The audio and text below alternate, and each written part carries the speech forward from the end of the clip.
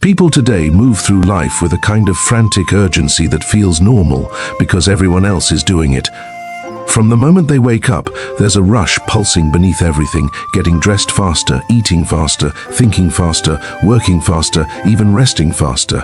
Every second is squeezed for productivity, and anything that isn't instant starts feeling like a waste of time. But behind this speed is a quiet truth most people never notice. The rush itself is the force pulling them away from every result they want. It convinces them they must move quickly or they will fall behind, when in reality, this pressure is the very thing holding them back. The irony is sharp. People aren't failing because they're slow, they're failing because they can't slow down. This rush shows up in the smallest decisions. You open your phone to scroll for a minute, but your mind races, telling you to check 10 different apps. You start a task, but your attention jumps to another one, then another, because your mind is conditioned to never stay in one place long enough to build anything. You begin a routine expecting instant results, and the moment progress isn't visible, your brain tells you to switch strategies, switch systems, switch goals. You're not inconsistent because you lack discipline. You're inconsistent because your mind is addicted to speed. The pressure to see fast results makes you abandon the very habits that would create real results if you just slow down. Rushing makes your life feel like a long hallway of unfinished attempts. You start with excitement, but the excitement fades because the speed makes you impatient. Impatience becomes frustration, frustration becomes self-doubt, and eventually you assume something is wrong with you, but nothing is wrong with you.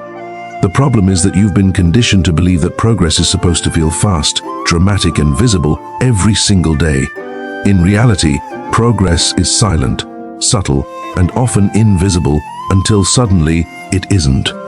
The rush blinds you to those microscopic daily improvements, so you think nothing is happening, even when everything is happening. There's a deeper psychological pattern behind this. When your brain gets used to quick stimulation, fast entertainment, fast notifications, fast dopamine, it begins expecting life to move at that same speed.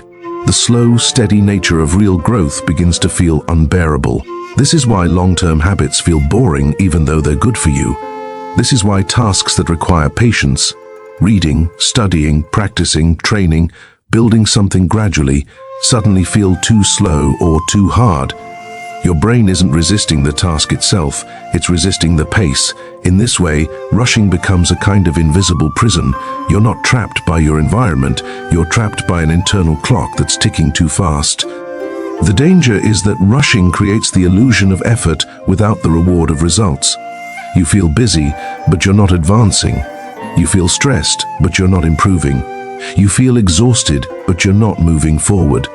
You're living life at high speed but making low progress. And because you're constantly in motion, you never sit still long enough to realize that the motion is circular, a loop that sends you back to the same starting point again and again. The truth is painfully simple. The rush steals the depth from your actions, and depth is where results come from. Without depth, everything becomes shallow.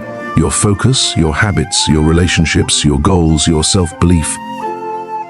Inside you, there is a version of yourself capable of extraordinary discipline, clarity, and consistency. But that version doesn't live in speed. It lives in stillness. It grows in patience. It appears when you learn to move with intention instead of urgency. Yet most people never unlock that version because they are too busy trying to outrun their own expectations. The expectation that success must happen quickly. The expectation that their life should already look different by now. The expectation that time is running out. But time isn't running out, your peace is. And without peace, no progress can survive for long. If you've ever wondered why your life feels like a series of restarts, it's because the rush interrupts every process before it can mature. It makes you abandon things the moment they become real work. It tricks you into thinking the next method will be easier, the next routine will be faster, the next strategy will be the one that finally works. But the truth is that everything works if you stay long enough. Rushing destroys the staying. You don't quit because you can't do it. You quit because your mind is moving too fast to appreciate slow growth. The rush ruins the journey before the journey even begins. There's a moment in everyone's life when they feel like they're behind. It doesn't matter whether you're in your 20s, 30s, 40s, or beyond. The moment hits the same way. You look around and see people who appear more successful, more stable, more accomplished, and you feel this pressure to speed up your life. That pressure becomes the fuel for rushed decisions. You jump into things without thinking, you chase shortcuts, you abandon long-term plans for quick alternatives. You convince yourself that if you don't hurry, you'll miss your chance. But rushing isn't a sign that you're behind. Rushing is the reason you feel behind. When you move too fast, you lose the ability to move intentionally, and intention is what separates progress from panic. One of the most damaging effects of rushing is how it fragments your attention. You can't focus deeply on anything because your mind is always somewhere else. It's planning the next step before finishing the current one. It's worrying about results before completing the work. It's thinking about where you should be instead of where you are. This mental fragmentation creates a constant low-grade anxiety that drains your energy. You feel tired not because you worked hard, but because your attention was scattered across 1,000 possibilities. Rushing doesn't just waste time, it wastes your mind. People who rush often misunderstand what success looks like. They imagine success as a single moment when everything suddenly clicks. They think that if they just work faster, they'll reach that moment sooner. But real success doesn't come from speed, it comes from accumulation. Tiny efforts stack on top of each other until they become something powerful. This accumulation only happens when you stay consistent long enough for the layers to build. Rushing interrupts the stacking process. It makes you restart the stack over and over, so you never see the full structure rise. You don't need more speed, you need more layers. There's a concept in ancient philosophy that says the fastest path is the one walked with calm steps. Not slow steps, calm steps. Calmness allows you to notice what matters. It allows you to identify mistakes early. It allows you to adjust without panic. Rushing makes you blind to details, blind to progress, blind to truth. It forces you to operate in survival mode even when there is no threat. And survival mode is only good for emergencies, not for building a meaningful life. Another trap is the emotional turbulence rushing creates. When you're in a hurry, everything feels more intense than it really is. A small setback feels like failure. A single mistake feels like proof that you're not capable. A slow week feels like your entire life is collapsing. This emotional exaggeration makes you react instead of respond. You change your goals impulsively. You switch systems because one day went wrong. You judge yourself harshly for not living up to an unrealistic timeline that you never needed to meet in the first place. Rushing magnifies everything negative and minimizes everything positive. It distorts reality. When you slow down, you see that most of your fear comes from imagined scenarios, not real ones. You're afraid of being judged for taking too long, even though no one is paying attention as closely as you think. You're afraid of missing opportunities, not realizing that the right opportunities require patience, not panic. You're afraid that your life won't unfold perfectly, even though perfection has never been the point. The rush keeps you emotionally trapped inside a story that isn't true. Slowing down lets you rewrite that story. What people really want is control. Rushing gives the illusion of control because it makes you feel active. But hastiness is not control, alignment is. When your actions match your intentions, you gain a sense of certainty that rushing can never provide. You start trusting yourself again. You stop feeling like you're always catching up, and you start feeling like your life is moving in the right direction, even if the pace is steady rather than fast. Control without calmness is chaos. Calmness without control is stagnation. But control with calmness, that's power. There's a quiet confidence that emerges when you no longer need things to happen quickly. You stop measuring yourself against artificial timelines. You stop comparing your progress to people whose lives have nothing to do with yours. You stop chasing speed and start building depth. Depth makes you unshakable because it roots your actions in meaning instead of fear. And once you begin acting from meaning, your life stops feeling like a race you're losing and starts feeling like a journey you're shaping. The absence of rush is not laziness, it's mastery. The modern world trains people to value intensity over consistency. You see motivational videos urging you to grind harder, push more, do everything at maximum effort. And while hard work matters, sustained work matters more. Anyone can be intense for a day, a week, or even a month.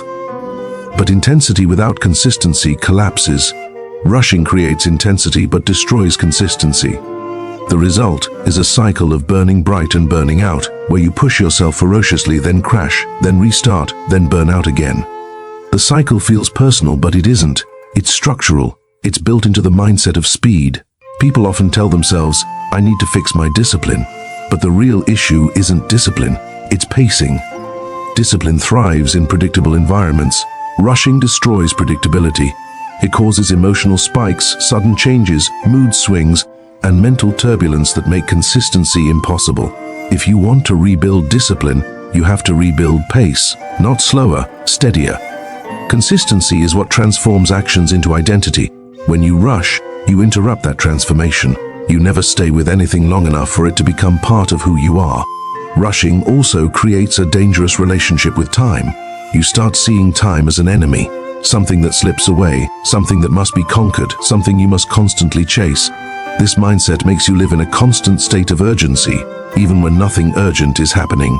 Your nervous system stays activated, your sleep gets lighter, your thoughts get faster, your breathing gets shallower. Little by little, you lose your sense of presence. You can't enjoy simple moments because your mind is always calculating what comes next. Time becomes a battlefield instead of a landscape. When people slow down, time begins to feel different. Minutes feel fuller.